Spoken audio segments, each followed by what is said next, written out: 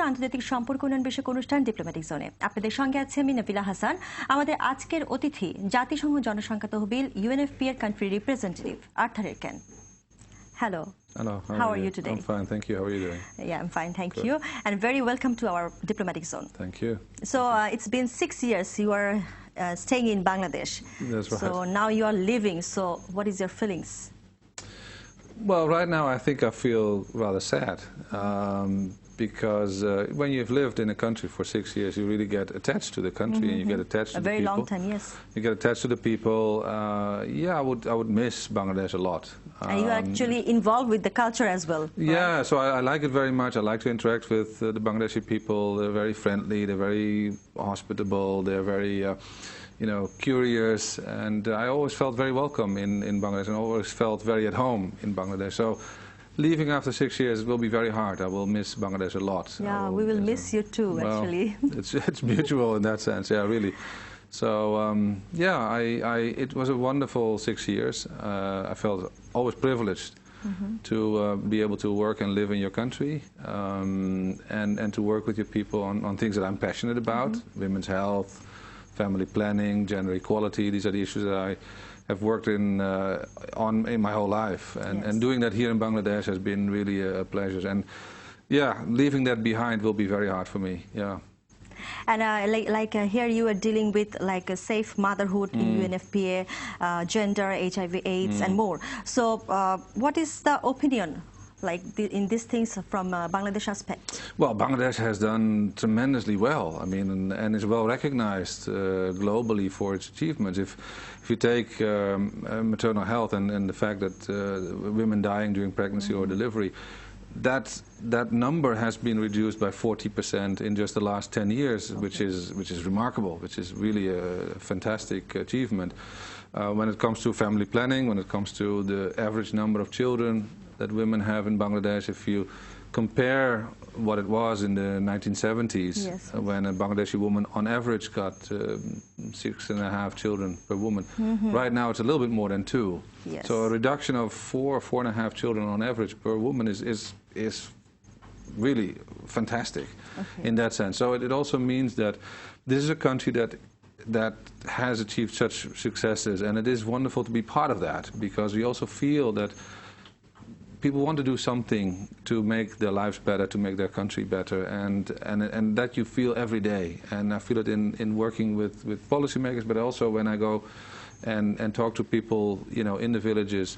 There's this enormous, passion that we want to make Bangladesh the best country that there is. And 75% of the women in this country still deliver without the assistance of anyone.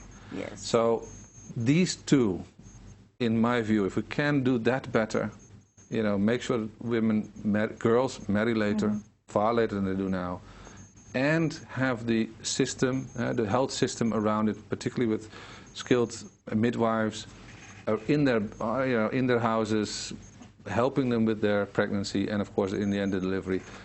And then hopefully, of course, backed up by good facilities that when it goes wrong, and there can always be something going wrong in a delivery, that there is emergency obstetric care available, you basically can do away with maternal deaths. If these 3 things are available, it can be done. And I'm optimistic about that. It can be done. It's not rocket science.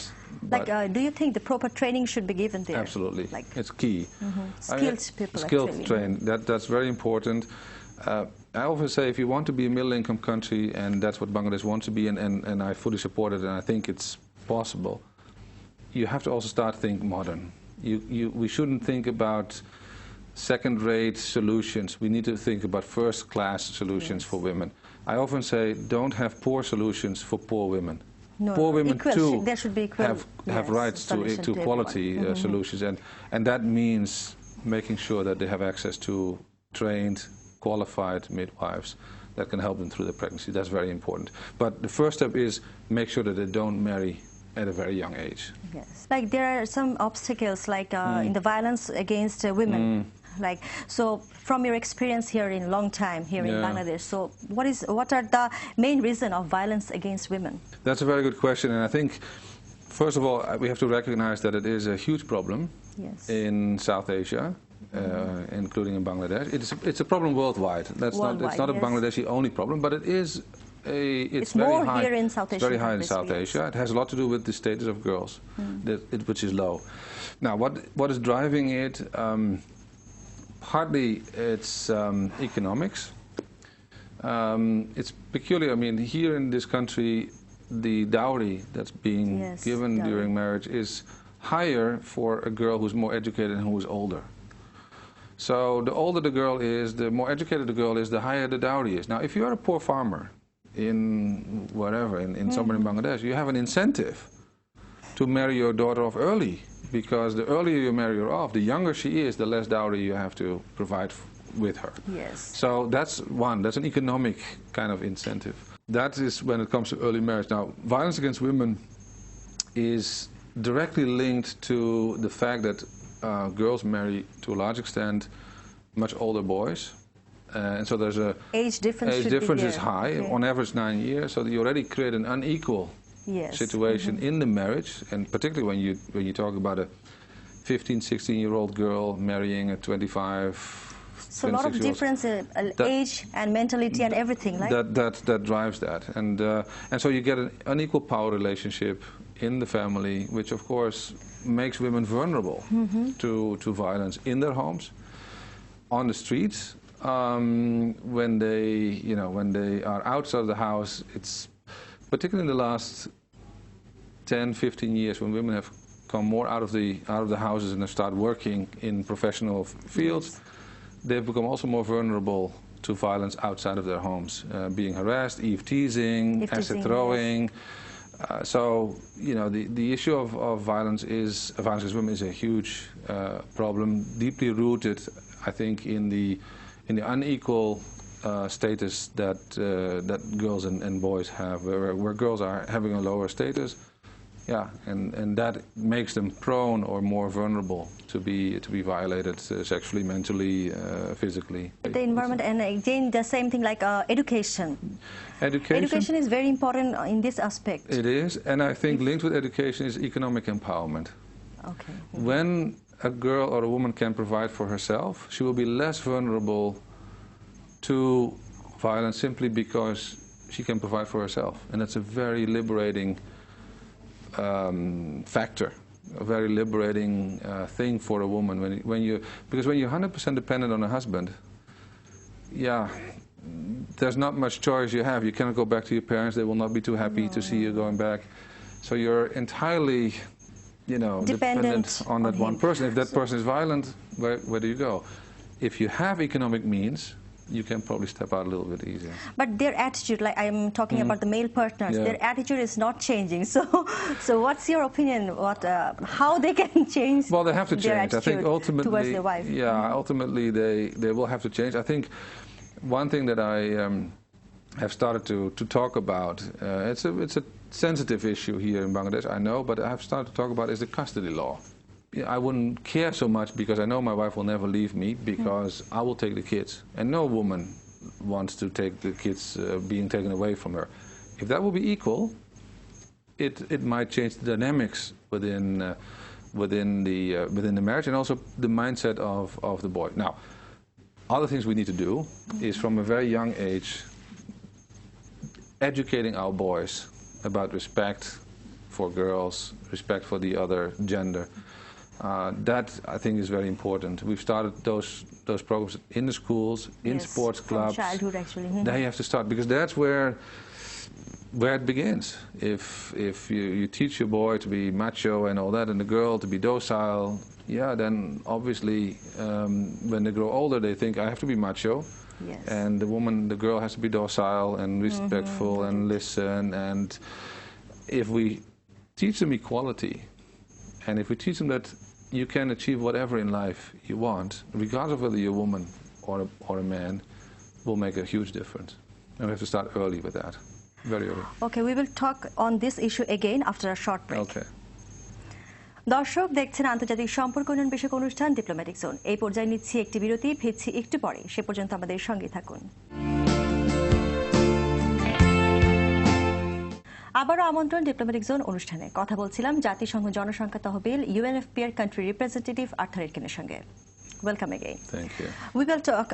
We were actually talking about the violence against women. Like they are also earning, and like they are giving a lot of effort to their like family, like for their family. But even though they are ignored, so why? Like this is. Well, I mean, even if they earn, they probably don't have full control over their money. So that, in that sense, I mean, even working women will not have full control over what they earn and have to give it to the husband or in the family or back. So the fact that they have that position, and not in itself will do the trick.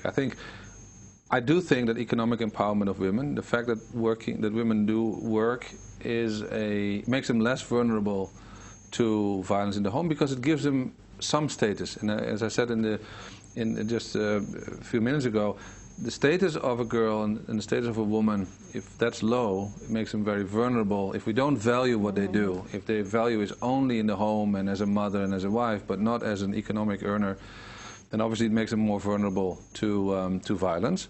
So if we can raise them and make them important in their family, also from an economic point of view, probably will reduce their vulnerability to violence. Because if you're confident, you earn something, you know you have respect outside of your family, it probably makes you a bit less prone to be violent, and rather than you be docile. So I think economic empowerment is an important factor. It will not solve the entire problem. There's also violence against women in industrialized or Western countries, or it's not entirely the panacea for reducing violence, but it is an important factor, definitely. Like giving, actually forces, like decision making is on their hand. Yeah, definitely.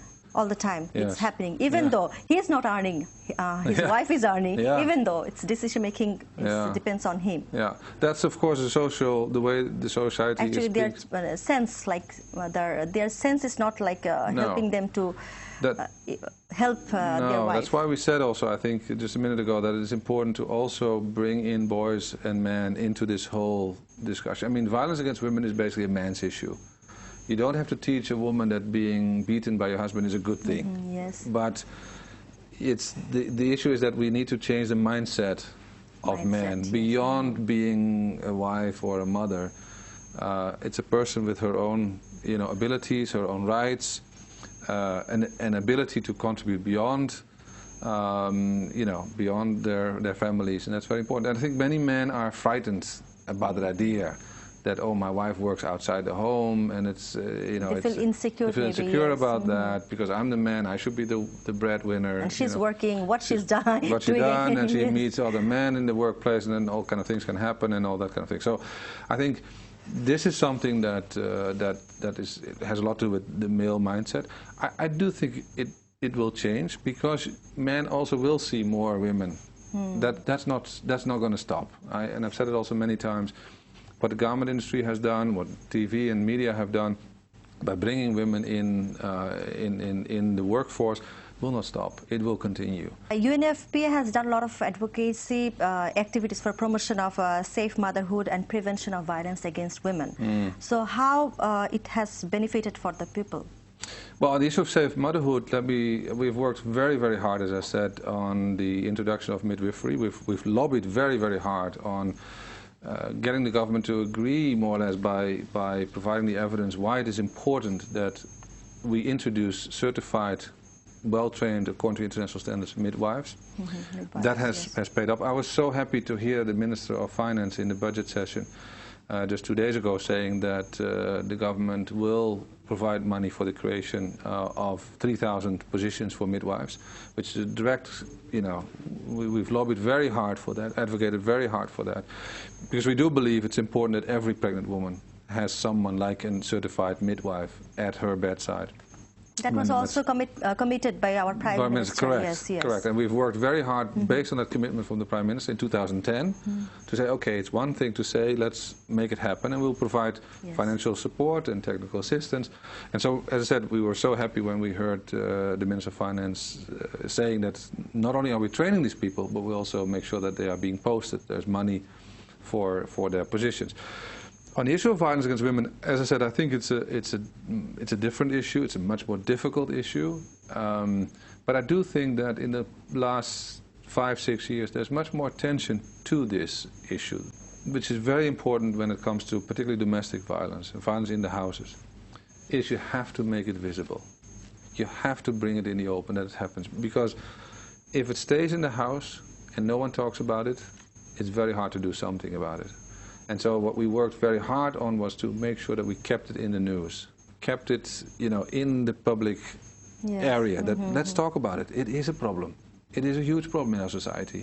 That's part of what we as development partners also want to make sure that these voices come out, to facilitate that dialogue, that intergenerational dialogue that we've done. For instance, we bring parents and policymakers and young people together and say, let's talk about it. Again, neighbor is very important. Very important. Communities are very important. Community is very important. Very important. If there is any accident or incident is happening, other people should come and help them. Correct. Rather than make it, put it on fire. Correct.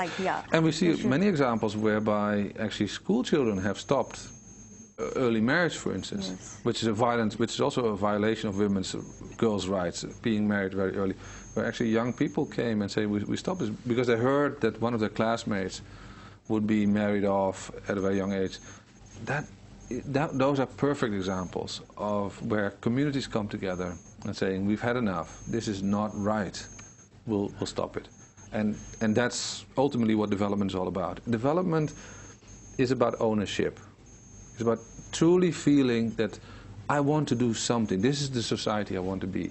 For us as UNFPA and as a development partner, it's always thinking, how can we help that process? And what are things that we can do? How can we facilitate that? How can we give voice to the voiceless? Or how can we give voice to the people who can make a difference in that debate, in that dialogue? But ultimately it has to come from Bangladeshis. It's your country. We are actually at the end of the program, so my last question is to you.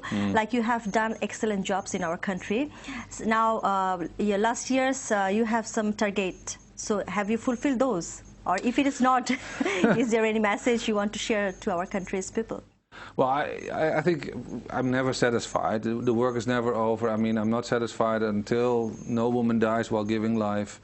I'm not satisfied as long as young people are marrying before the age of 18. I'm not happy if people have no access to family planning where they should be. So the work is not over. I hope that in the last 6 years I've had some contribution to making the lives of Bangladeshi women and children a bit better. And I will miss this country a lot. We will miss you too, actually. And I just hope, and I know that Bangladesh will do even better in the future. I hope you keep up the good work. This can be a shining country, really. I believe that despite all the odds. I wish this country really, and I wish the people all the best. I will miss you as people. I will miss your country. I will follow it.